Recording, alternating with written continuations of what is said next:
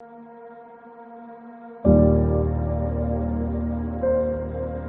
hermanos y amigos, sean bienvenidos a este segmento titulado Doctrina para el Día a Día, con el pastor Ismael Trinidad.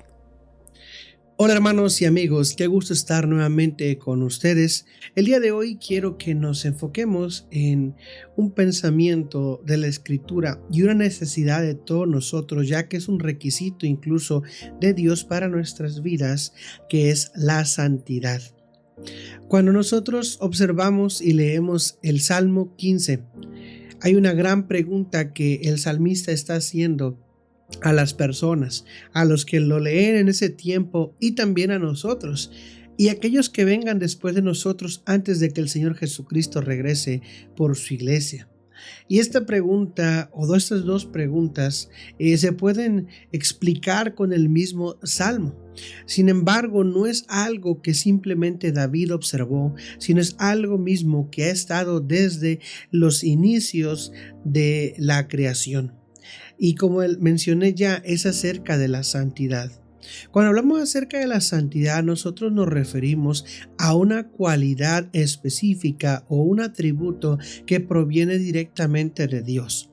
La Escritura nos lo dice en repetidas ocasiones en toda la revelación progresiva, en toda la Biblia, acerca de que Dios es un Dios santo y también espera o requiere, o puedo decirlo también, demanda santidad de aquellos que están cerca de Él. Pero no solamente demanda santidad de los creyentes en Cristo o de los que conocen a Dios de una manera personal porque han venido a la fe, sino demanda santidad de todo el mundo.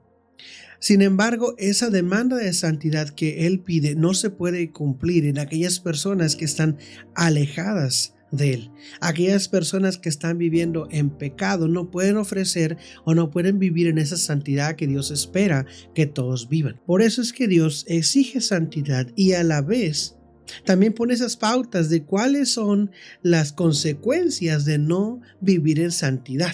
Cuando observamos a David escribiendo este salmo, nos puede venir a la mente la realidad de que David fue un personaje que tiene mucho que ver en la historia de Israel y tiene mucha enseñanza para nosotros, ya que es una representación o un tipo de Jesucristo.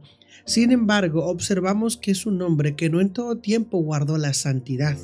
Al contrario, muchas veces se usa su ejemplo para hablar en contra de la inmoralidad, y la inmoralidad en este aspecto sexual de lo que sucedió con él y Betsabé nos habla de una santidad muy alejada de lo que Dios espera.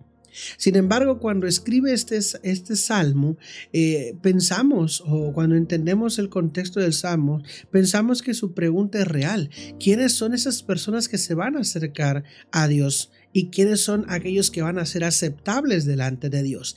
Así que le invito a que escuche conmigo mientras leo este salmo y vayamos viendo de manera general cuáles son esos requisitos para nosotros poder habitar con aquel que es santo, o como la Escritura dice, aquel que es 3 veces santo. Y nos dice el Salmo de esta manera. Estaré leyéndola en la traducción lenguaje actual, y usted puede leerla en su propia versión también. Esta simplemente es un poco más entendible y sencilla, al menos en el lenguaje. Dime, Dios mío, ¿quién puede vivir en tu santuario?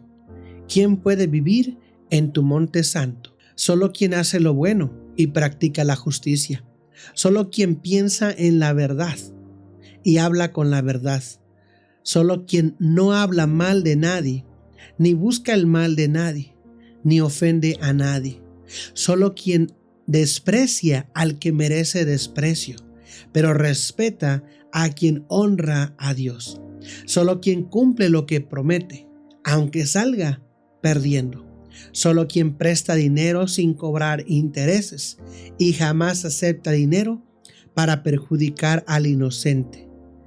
Quien así se comporta, vivirá siempre seguro. Si tal vez usted es una persona que le gustan los himnos, tal vez ha escuchado aquel himno que se llama Señor, ¿quién entrará? Y este himno fue basado en el Salmo 15, ya que hace la misma pregunta: Señor, ¿quién entrará en tu santuario? Y cuando habla de este aspecto, estas dos preguntas que hace el salmista son muy importantes para que nosotros meditemos en este día. ¿Quién puede vivir en el santuario de Dios? ¿O quién puede habitar en la presencia de Dios? ¿Y quién puede vivir en tu santo monte? Aquí hay dos referencias muy interesantes, ya que se está hablando una referencia acerca de la presencia de Dios o donde habita Dios, que es en el santuario. Y cuando vemos desde el trasfondo del Antiguo Testamento, podemos observar que está hablando David acerca de ese lugar santísimo, el cual solamente una vez al año el sumo sacerdote podría entrar a ofrecer sacrificios por la redención del pueblo o para que el pueblo pidiese perdón delante de Dios. A ese lugar no entraba cualquiera, solamente aquel hombre que Dios había escogido y que su vida era una vida de ejemplo. Y entonces podría entrar. Y también cuando habla del monte santo se refiere a aquel monte donde el Señor habló con su pueblo. A ese monte no podía entrar nadie porque era algo sumamente santo en el aspecto de que representaba la presencia de Dios. Incluso decía la escritura que si incluso una bestia, o sea, un animal, tocaba el monte santo del Señor, tenía que ese animal ser sacrificado por haber violado. Ahora, el monte en sí no era santo, sino su representación de alguien que es santo. Entonces, eso nos lleva a pensar, hermanos, ¿por qué David enfoca tanto este aspecto? Últimamente estuve enseñando el libro de Levítico para una clase y todos ahí llegábamos a la conclusión de que Levítico nos hablaba acerca de la relación, de la necesidad de entender la santidad de Dios. Y por ende nosotros no podemos llegar a comprender por completo la santidad de Dios. Sin embargo, podemos comprender conceptos que nos dice que Dios es santo. Y cuando vemos en la forma más llana de la palabra, santo quiere decir apartado para o apartado de. Cuando la Escritura habla acerca de que nosotros, los que venimos a conocer a Jesucristo por la sola gracia en la fe en su obra del Calvario, somos apartados para Dios. Eso quiere decir que ahora tenemos una relación con Él y estamos en una exclusividad para Él. Y asimismo pensamos en el aspecto de apartado de, apartados del pecado, apartados del mundo, que nosotros no tenemos que tener ninguna relación, ningún negocio, nada que ver con el mundo y con el pecado. Cuando recordamos la esencia más básica de lo que es el pecado, recordamos que son todas aquellas acciones que van en contra directa o indirecta de la santidad de Dios.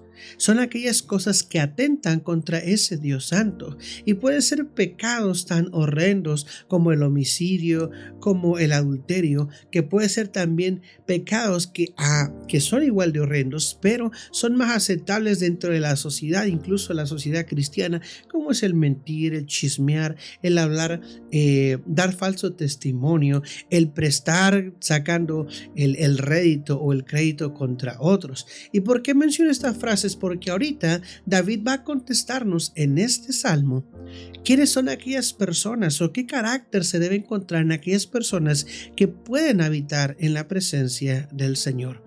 Así que continuamos con el salmo cuando hace estas respuestas y hay 6 formas de responder aquí o 6 características en las cuales David está diciendo. La primera dice, solo quien hace lo bueno. Ahora, nos podemos nosotros ir al Nuevo Testamento, a los evangelios y podemos recordar que en una vez Jesús se encontró con un hombre rico quien vino a verlo. Este hombre era joven y se presentó con el deseo de caminar mejor y poder cumplir la ley de Jehová. Y Jesús le preguntó acerca de su persona. Pero lo interesante es el acercamiento que tiene este joven con Jesús cuando llega y le dice, Maestro bueno. Jesús le responde, ¿por qué me llamas bueno si solamente bueno es Dios? Jesús no está rechazando el título de Dios. Jesús no está rechazando que Él es bueno, sino está llevando al hombre a entender que Jesús es Dios. Pero el hombre posiblemente no entiende. Y solamente, tal vez sí es cierto, solamente Dios es bueno. Entonces, cuando vemos este aspecto, podemos observar que nadie nadie en el mundo es bueno. Y eso mismo nos lo podemos encontrar en salmos que ya hemos visto anteriores, que después Pablo lo cita al Salmo 14, lo cita en Romanos capítulo 3, cuando dice: no hay justo, no hay ni uno bueno, no hay nadie en absoluto. Entonces, ¿cómo es posible o cómo va a existir alguien que pueda habitar en la presencia de Dios si lo que dice aquí el Salmo 15:2 es que solo quien hace lo bueno? Pero cuando vemos las características de los hombres, nos damos cuenta que el hombre está muerto en delitos y pecados y que hay una total depravación en sus corazones y en su vida que no les permiten hacer lo bueno a las expectativas de Dios. Los hombres hacemos cosas buenas, pero no hacemos las cosas buenas que Dios nos manda, a la altura, al carácter, a la medida o al estándar que Dios nos está pidiendo. Nosotros hacemos cosas que más o menos son buenas porque el que nos juzga a nosotros es nuestro ojo o el ojo del vecino. Porque si aceptáramos el juicio de Dios sobre nuestras cosas bondadosas sería, como dice la Escritura, trapos de inmundicia. Así que nos vamos a hacer esa pregunta de por qué o quién en verdad es bueno. Y luego dice: el que practica la justicia. Nosotros no somos justos, no encontramos justicia en nosotros. Y cuando tomamos decisiones, a veces esas decisiones las tomamos basadas en nuestra propia justicia, la cual está dañada por el pecado. Así que nos vamos preguntando de una forma más profunda y con un poco de tristeza y decir: yo no soy bueno, yo no soy justo. Entonces, yo no puedo entrar a la presencia de Dios. Y después continúa David diciendo otra característica: solo quien piensa en la verdad y habla con la verdad. Era muy importante en el tiempo del Antiguo Testamento, y lo sigue siendo hoy importante, que nosotros o que las personas de ese tiempo hablaran solo la verdad. Incluso se le permitía al pueblo en algunas ocasiones jurar por el nombre de Dios. Sin embargo, cuando lo tenían que hacer, tenían que saber toda la responsabilidad que llevaba decir: lo juramentamos por Jehová de los ejércitos, o ponemos a Dios como nuestro testigo delante de lo que hemos dicho. Y para que vean que era permitido, sin embargo, era sumamente culpado, porque observamos ahí en el Éxodo 20, como decía: no tomarás el nombre de tu Dios en vano. Pero aún así Dios lo permitía en el aspecto de que el pueblo iba a cumplir. Había una permisiva de Dios ahí. ¿Por qué? Porque cuando observamos el tiempo de Josué, vemos que tiene un encuentro con los gabaonitas, quienes vienen vestidos y con trapos andrajosos para engañarlos, para hacer un trato con ellos. Y Josué juramenta por Dios que no va a hacer nada contra ellos. Sin embargo, Dios ya les había dicho que fueran y que acabaran por completo con todas esas naciones paganas. Pero cuando se dan cuenta, Josué, que han sido engañados, que no eran mercaderes o personas extranjeras de mucho lado, sino que eran de ahí, de los que tenían que recibir el juicio, Josué dice: es que yo no puedo destruirlos ya, porque ya hice un juramento por Jehová. Pero en el día de hoy, las personas que siguen usando la palabra te juro por Dios o te juro por tal personaje, no han entendido la gravedad. Que nosotros en la mayoría del tiempo preferimos decir una mentira para no crear una discusión, que en verdad decir la verdad, aunque afrontar las consecuencias. Por eso usa esta frase aquí: quien piensa verdad y quien habla con la verdad. El versículo 3 nuevamente nos da otro agregado: solo quien no habla mal de nadie, ni busca el mal de nadie, ni ofende a nadie. Y esta es una realidad. Podemos observar cómo en la actualidad muchas personas que incluso están en nuestras iglesias no se miden cuando hablan contra otras personas. No se miden, una, de la manera en cómo hablan; otra, no se miden que no es correcto hablar mal contra otra persona. Nosotros somos llamados a la santidad, y quiere decir que nosotros no podemos andar indignificando o ir deshumanizando, si podemos decir esa palabra, a aquellos que fueron hechos a la imagen y semejanza de Dios. Cuando nosotros hablamos mal de una persona, nosotros tenemos que recordar que estamos hablando mal contra alguien que fue hecho a la imagen y semejanza de Dios, que es nuestro semejante también. Es cierto, posiblemente esa persona ha hecho algo incorrecto contra nosotros, esa persona nos ha ofendido, pero la Escritura nos dice que tenemos un juez justo, un defensor, que es nuestro Señor Jesucristo. A Él tenemos que exponerle nuestras situaciones y no tomar justicia por nuestra propia mano. Por eso aquí habla que aquella persona que habitará en el monte del Señor o en la presencia del Señor, entonces tiene que vivir de esa manera. Ahora en el versículo 4 nos habla acerca de esta característica peculiar o única de aquel que quiere habitar en el santuario de Dios. Y como lo dice el pasaje, es que solo a quien desprecia al que merece desprecio, pero respeta a quien honra a Dios.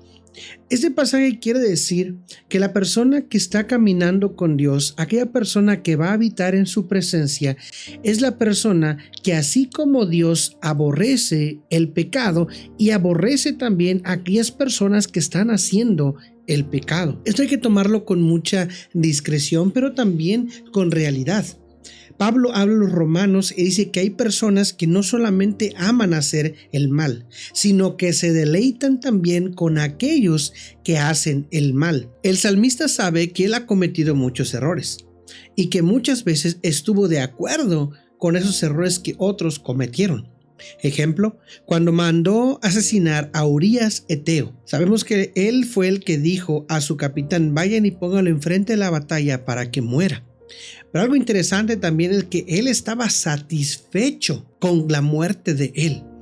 No solamente estaba de acuerdo con aquel que lo mató, sino estuvo completamente de acuerdo al hecho incluso de que planeó. Podemos observar entonces al profeta Natán que se acerca y le dice: yo no estoy de acuerdo porque Dios no está de acuerdo con lo que acabas de hacer. Cuando Natán denuncia el pecado, podemos observar a Natán siendo o representando esta característica.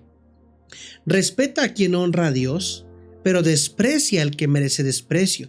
En otras palabras, desprecia o reprueba por completo la actitud de aquel que desprecia a Dios. Y David despreció completamente a Dios, despreció la santidad de Dios y su lugar como representante de Dios cuando pecó contra Betsabé, y con Betsabé cuando pecó contra el pueblo, contra Dios y contra la vida de Urías Eteo. Pero en esta ocasión el profeta Natán lo amonestó porque no estaba caminando de esta manera. Entonces la actitud aquí que tenemos nosotros que observar no es la de David el pecador, sino la de Natán, que Natán estuvo del lado de Dios, amando la justicia de Dios, buscando la santidad de Dios. Por eso es interesante, dice, sino solo quien honra a Dios. Entonces es algo interesante cómo nos lo expone de esta manera, que los que van a vivir en el santuario de Dios son los que aman a Dios, viven como Dios lo ha mandado y aman y caminan con aquellos que están también amando y viviendo en el temor del Señor, y alejados y reprobando la actitud de aquellos que están caminando en contra de Dios y haciendo actos de maldad. Luego también nos habla y dice: solo quien cumple lo que promete, aunque salga perdiendo. Es algo interesante. ¿Cuántas veces la palabra nos ha repetido, incluso en el Nuevo Testamento, que nuestro sí sea sí y nuestro no sea no? Y que nosotros, cuando digamos algo, en verdad tengamos la posibilidad para sostener lo que hemos dicho. No solamente hablemos por hablar. Pues en estos tiempos donde personas se toman atributos que solamente le pertenecen a Dios, como son los atributos de la sanidad, y decir: tú eres sano en el nombre del Señor, o yo te declaro que va a pasar esto, o yo ya lo vi en un sueño, o el Señor te ha dicho. Ese tipo de cosas es algo que denuncia este salmo, porque aquellos prometen algo que no van a cumplir. Ellos no tienen el poder de Dios en sus bocas. Dios no los ha llevado a hacer eso, porque si Dios quiere hacerlo, lo va a hacer sin que nosotros oremos. O puede hacerlo cuando nosotros oremos, pero no teniendo una intención de que nosotros somos los que hemos usurpado el poder de Dios, y en nosotros habita el poder de Dios y podemos usarlo al antojo como querramos. Así que ellos no pueden cumplir lo que prometen. Ellos son falsos profetas, porque un falso profeta era conocido como el personaje que decía algo y no se cumplía. Pero el creyente o la persona que va a venir a habitar con el Señor es aquel que busca lo bueno. Y cuando hace lo bueno, habla también de su manera de cómo actuar. Y podemos observar en esta manera a todos los mártires de la fe que dijeron: por Cristo estoy dispuesto a ir a los leones, por Cristo estoy dispuesto a perder mi vida, por Cristo estoy dispuesto a todo. Y esta declaración de fe a muchos les costó la vida. Por eso dice aquí el Salmo: aunque salgan perdiendo. Sí, para el mundo perdieron sus vidas, pero para la gloria de Cristo hicieron tantas cosas buenas. Y por último, en el versículo 5 habla acerca de aquellos que era una práctica muy común en el Antiguo Testamento y más en los tiempos de los reyes, es que las personas prestaran dinero, pero con grandes números de intereses, que si vas a pagar en fracción de tiempo un porcentaje poco, ellos te incrementaban el doble. Y lo que hacía más es que el propio Hijo de Dios en el pueblo de Dios se endeudara y siempre estuviera en deuda. Y lo hacían incluso personas, según, temerosas de Dios. Por eso aquí solo quien presta dinero sin cobrar intereses y jamás acepta dinero para perjudicar al inocente. Esto era alguna práctica muy común, que ahora sigue pasando también. Y en el aspecto hay personas que aceptan sobornos. No importa en qué grado el gobierno está o en qué lugar, aceptan sobornos para perjudicar a otros. Podemos observar a nosotros, y con esto vamos viendo hacia nuestra conclusión, al profeta Balaam, quien recibió el dinero de parte de Balac para ir y maldecir al pueblo de Dios. Y no pudo porque Dios estaba con su pueblo. Estos asalariados que hablan mal de otros solamente por quedar bien con aquel que les ofrece dinero y perjudican. Entonces, esos que no hablan mal, esos que hacen lo bueno, esos que buscan la bendición del prójimo, aquellos que van en contra de los malvados pero a favor de los que aman a Dios, aquellos que cumplen su promesa y la prometen siendo guiados por el Señor, y aquellos que usan bien su dinero y pueden apoyar al necesitado cada vez que tiene una oportunidad. Termina el Salmo diciendo: quien así se comporta vivirá siempre seguro. Ahora finalizo hablando del aspecto de que para que eso sea posible, para que un hombre pueda habitar en el santuario de Dios, tiene que venir a Jesucristo en fe. Tiene que ser salvo por Jesucristo. ¿Por qué lo digo así? Porque si la Escritura nos dice que no hay ningún justo, ni aun uno, que no hay ninguno bueno, no hay quien busque a Dios, no hay quien haga las cosas por su prójimo sin estar esperando algo a cambio, no hay quien honre a Dios a menos que Dios esté con él, entonces ninguno de nosotros tuviese esa posibilidad de habitar en el monte santo del Señor.